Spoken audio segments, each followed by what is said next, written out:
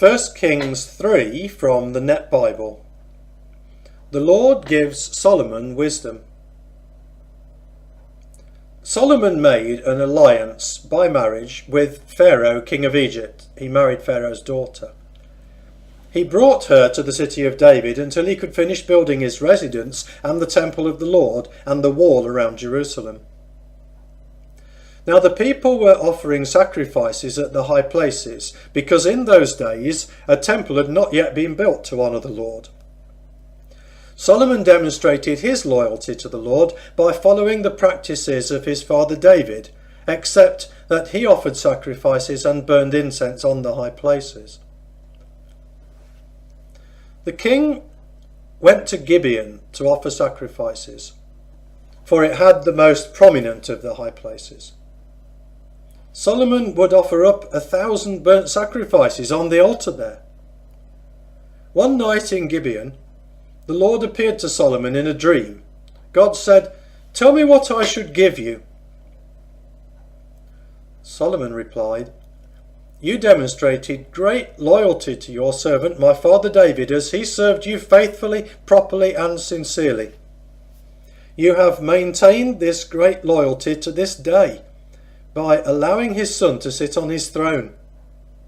Now, O Lord my God, you have made your servant king in my father David's place, even though I am only a young man and am inexperienced. Your servant stands among your chosen people. They are a great nation that is too numerous to count or number. So give your servant a discerning mind so he can make judicial decisions for your people and distinguish right from wrong. Otherwise, no one is able to make judicial decisions for this great nation of yours." The Lord was pleased that Solomon made this request.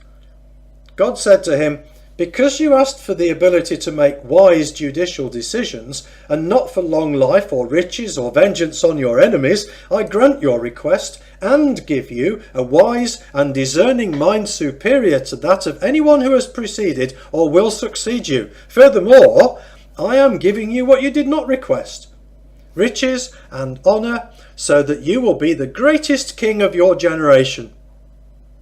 If you follow my instructions by obeying my rules and regulations, just as your father David did, then I will grant you long life." Solomon then woke up and realised it was a dream. He went to Jerusalem, stood before the ark of the Lord's covenant, offered up burnt sacrifices, presented peace offerings, and held a feast for all his servants. Solomon demonstrates his wisdom. Then 2 prostitutes came to the king and stood before him. One of the women said, "My master, this woman and I live in the same house.